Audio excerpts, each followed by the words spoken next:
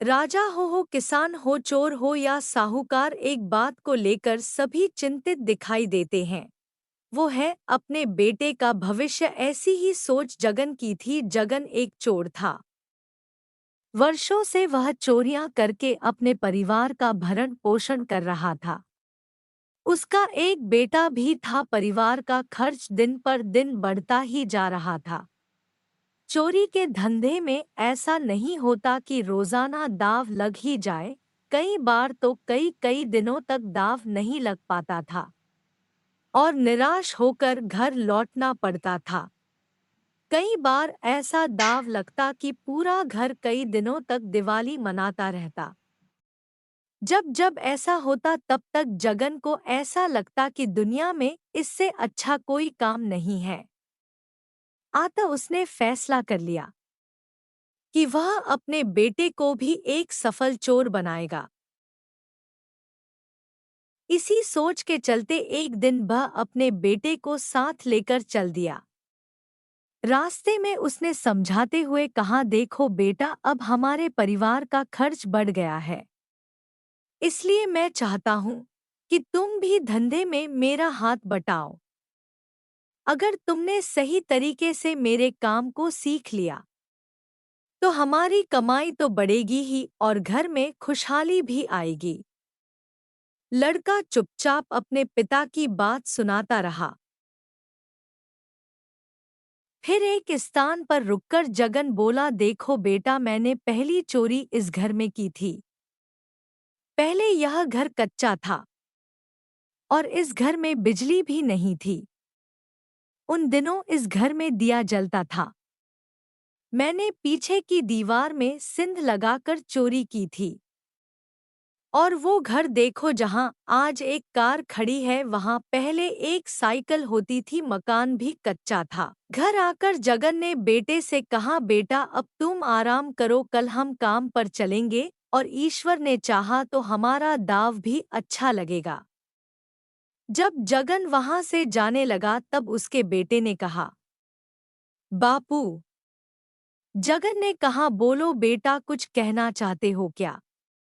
हाँ बापू, वो बड़े ही गंभीर रहस्य में बोला। आपने आज मुझे बहुत से ऐसे घर दिखाए हैं जहां आपने चोरी की। आपने बताया कि कल तक वे लोग इतने संपन्न नहीं थे जिनके घरों में दिया जलता था।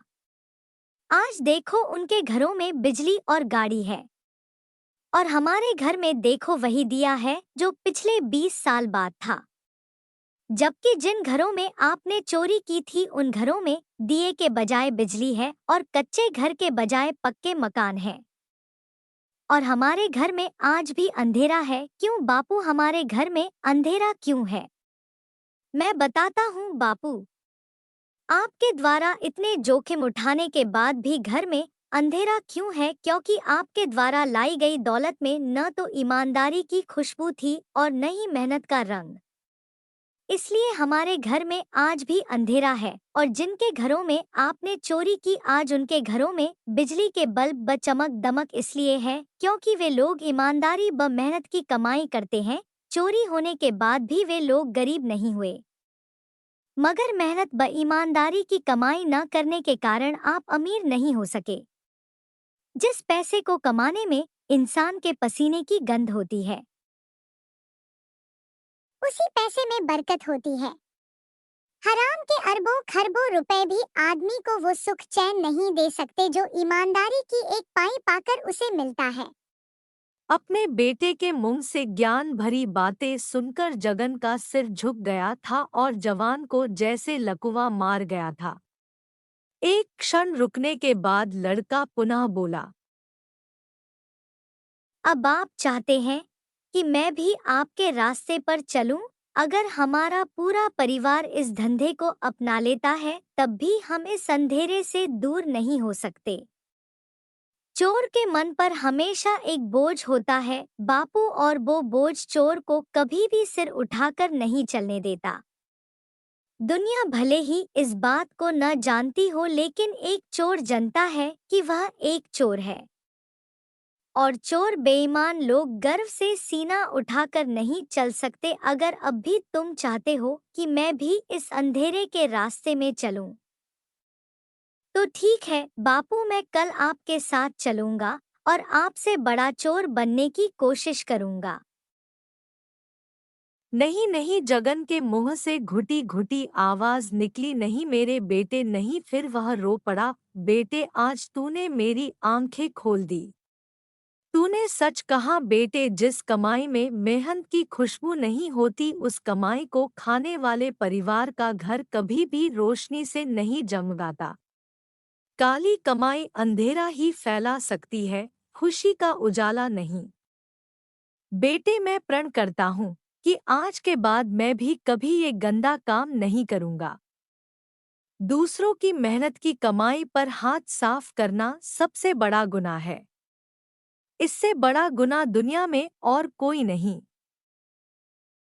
ओह मेरे बच्चे, आज मैं जान गया कि क्यों आज तक मैं सुख की सांस नहीं ले सका, क्यों आज तक मुझे सच्ची खुशी नसीब नहीं हुई। आज तूने मेरी आंखें खोल दी। ये कहते कहते जगन जोर से रोने लगा। कुछ देर बाद जगन बोला, अब मुझे विश्वास है कि मेरे घर का अंधेरा दूर हो जाएगा, क्योंकि ईश्वर ने मेरे घर में कुलदीपक जैसा बेटा जो दिया है। अगर आपको हमारी वीडियो अच्छी लगी हो तो प्लीज लाइक और चैनल को सब्सक्राइब करना ना भूलें।